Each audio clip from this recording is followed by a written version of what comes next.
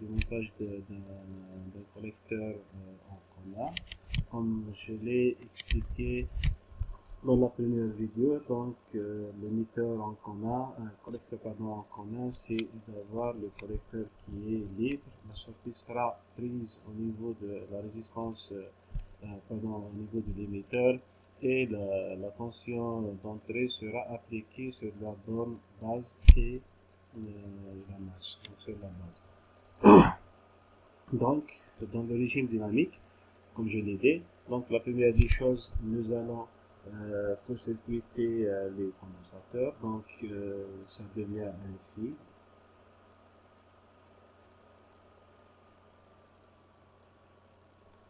Ça devient un fil, et donc la tension sera pratiquement appliquée au niveau de la base de la borne B, et on court-circuitera aussi le deuxième condensateur de l'évitant, donc qui sera donc collecteur lié directement à la masse.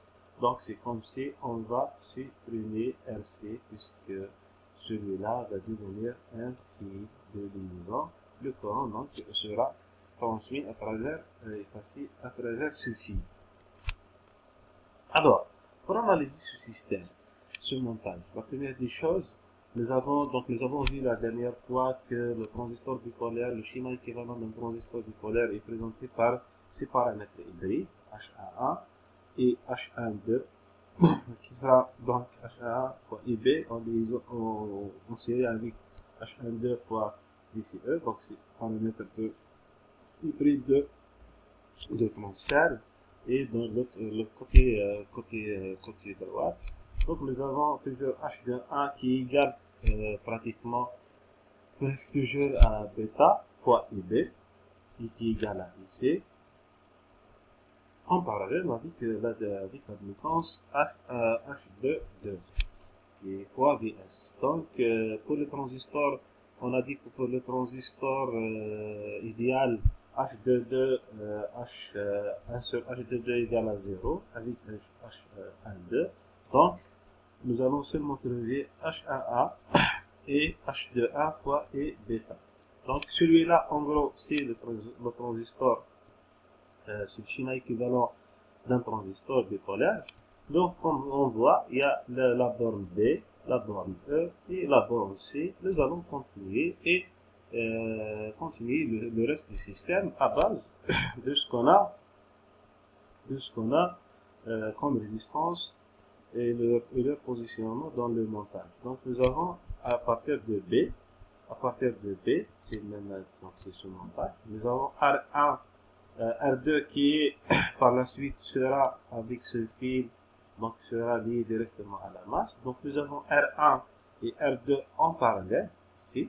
Alors on va remplacer ça avec un RB qui est égal à RB en parallèle qui est égal à R1 en parallèle à R2. Et dans l'autre côté, nous avons RE, l'autre côté, donc nous avons RE qui sera lié à la masse. Ici, nous avons par exemple RL à ce niveau, la charge. Si on branche la charge, nous avons RG. Donc, dans ce côté, nous aurons toujours RE en parallèle, par exemple, en parallèle à R charge. Voilà, encore, on peut le réécrire de cette manière. Donc, nous avons toujours RB en parallèle. Nous avons RE en parallèle si on a en parallèle à la sortie. Si nous avons toujours R charge, il ne faut pas l'oublier. Si nous avons R charge, par exemple, prochainement, on peut avoir un transistor bipolaire non isolé. Ça veut dire qu'il y a tout ce qu'il y a dans l'entrée comme générateur et résistance interne de générateur, etc. Et pour sortir, donc bien sûr, que le transistor sera appliqué à d'autres composants comme la charge, etc. Ou bien un autre transistor à la sortie si on veut par exemple réaliser des étages à transistor. Voilà. Maintenant on peut passer, si on a, donc la première des choses c'est donc court-circuiter les condensateurs, court-circuiter les tensions continues, VCC donc elles deviennent égales à 0, c'est un fil. À partir de là, on peut facilement calculer nos gains en tension, en courant, et le ZE comme impédance d'entrée, ZS qui sera l'impédance de sortie. Donc, pour calculer AV, égale tension, nous avons AV égale AV donc égale à VS sur VE.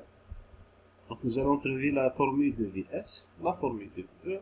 Une fois que nous avons VE et VS, on va diviser VS sur VE pour trouver VE. Pour trouver, par exemple, on commence par VE. Donc, VE selon cette loi de Maille, donc VE égale, on peut déposer VE ici. Donc VE égale AH1 fois IB plus RE fois IE, tel que IE égale à bêta plus 1 fois IB. Donc IE égale à IB plus IC, donc qui égale à 1 plus bêta fois EB. Ça c'est pour VE, donc c'est facile. Dans cette maille, nous avons H1 en série avec RE, donc tout simplement avec RE, donc, sauf que EE n'est pas le même que IB, parce que EE égale IB plus et le courant ici qui vient de cette partie. Et donc, comme aussi VE, donc on peut dire que IE égale RB fois le courant qui traverse la résistance RB, et le courant qui traverse la résistance RB égale au courant d'entrée moins le courant IB. Donc c'est par exemple.